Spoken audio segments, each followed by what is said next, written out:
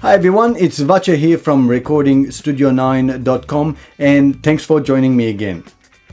This is the part of series of videos that I have done on Behringer's Firepower FCA1616 audio interface, which has both USB and a Firewire connection, which is this one here.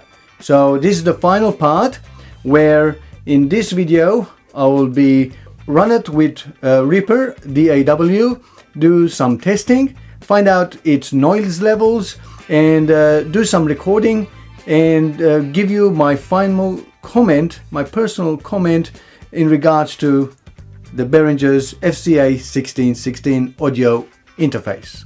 I have Reaper running at the moment, so it's connected. Just let us check, make sure the preferences and the audio device is the correct one, and we have selected FCA1616, which is good, the inputs and the outputs, so that's all good. So let's add a track, insert a new track.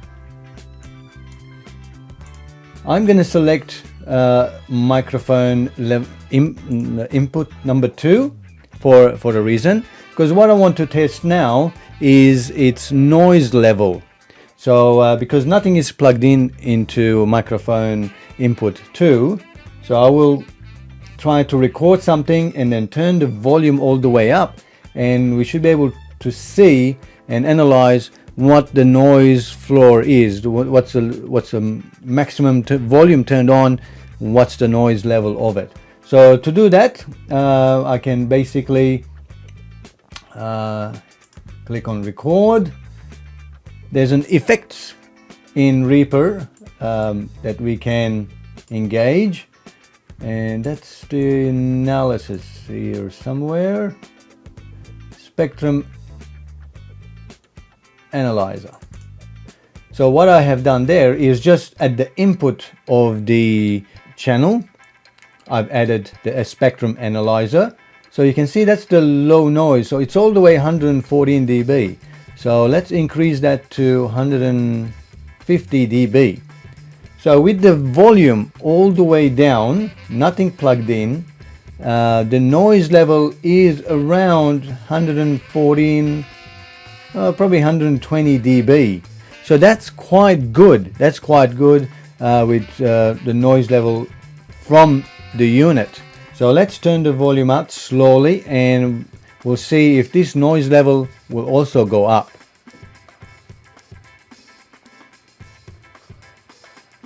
I'm nearly there. Here we go. That's at maximum volume, and that's about 60 dB gain that that volume knob gives us. So now the noise level, and I can just hear it, is about 90 dB. Now that is really good, because that's quite loud. If I actually have a microphone plugged in there, it will be very loud. It's so loud that you'll be able to hear my breath even when I'm sitting down. That's not bad, and I think that's what they claim. Yeah, that's very good. That's a very good noise floor. So if we turn it all the way up, the noise floor for the microphone input is about 96 dB. So that's very good. So just turn it down. I'm just going to switch it into guitar mode because it has a different impedance, and that's about the same, tiny bit louder, but that's about the same. And engaging the pad minus 15 dB pad doesn't make any difference, because that gain is after the preamplifier. So that's pretty much what the noise of the inputs look like, and it's really clean, I'm pretty impressed. Let's test the latency setting of the Behringer FCA1616. At the moment the mix balance is in the middle, and what we're hearing is my voice directly. It's zero latency there. So if I turn the mix balance all the way to DAW, able to hear my voice. As you heard, my voice went down because there's no audio coming back from Reaper, the DAW. So let's enable the listening and monitoring option of that track, and we should be able to hear now my original voice and mixed with the return from the DAW, and this is the return from the DAW, and makes me talk really funny because I cannot hear my original voice and all I'm hearing is the echo. So this is what I'm hearing. So there's quite a bit of delay in there. So let's give it a try, open up the driver and see if we can get any slower. At the moment it's at 20 milliseconds. So let's reduce this down to maybe 10 milliseconds to see if that makes it any better. Okay, now down to 10 milliseconds, which is not bad, not bad. It's very like a chorusy sounding or very flangy sound, because the time between the original sound and the delay is so close to each other, and probably phase issues there as well. So that's what it's causing it.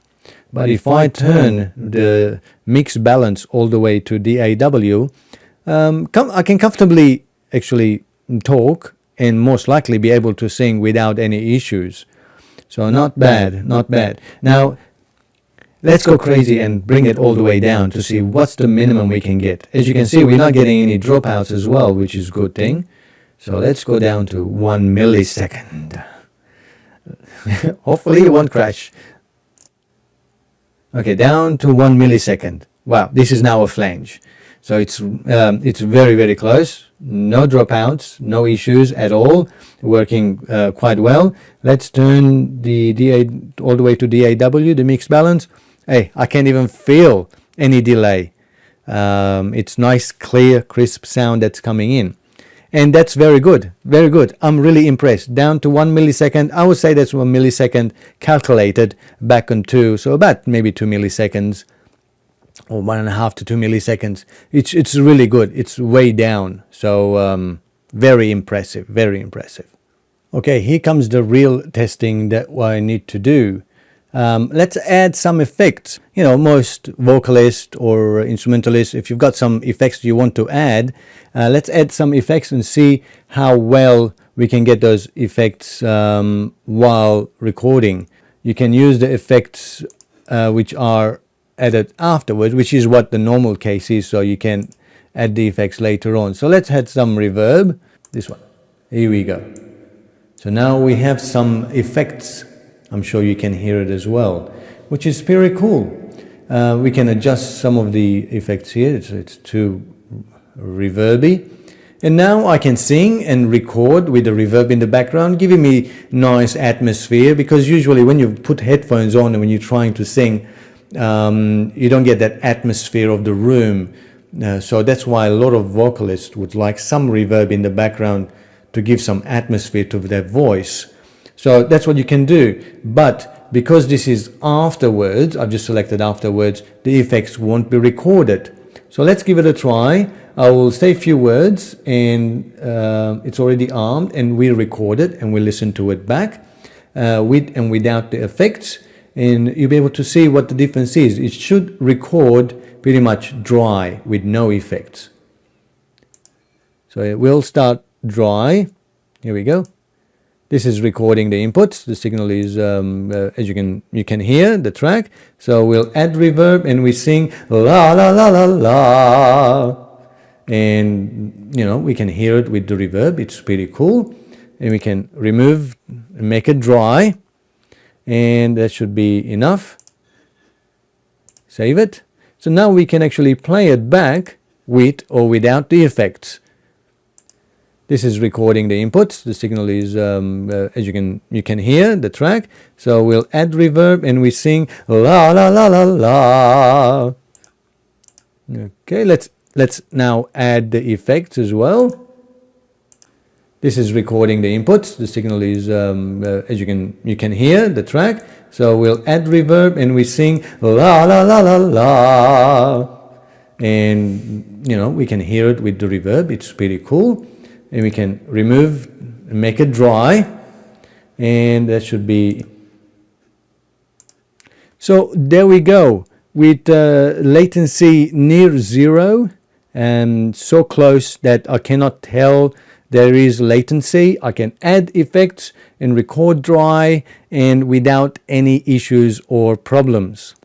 So as a final sort of testing, let's do multi-track recording. So I just have a stereo track for the sound coming from my keyboard and my microphone on the first track. So let's play something and I'll mumble on something and see how we go, and then we can play it back, and so you get to see of how multi-tracking with the FCA1616 works.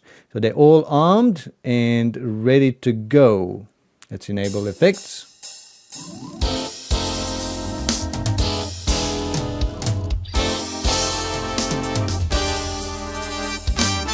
Unchain my heart, let me go my way. Unchain my heart, you worry me night and day. Okay, not my best, but you have to excuse that. So yeah, the song is for someone else that I'm just arranging. So let's give it a try and see how it plays back. Let's enable effects.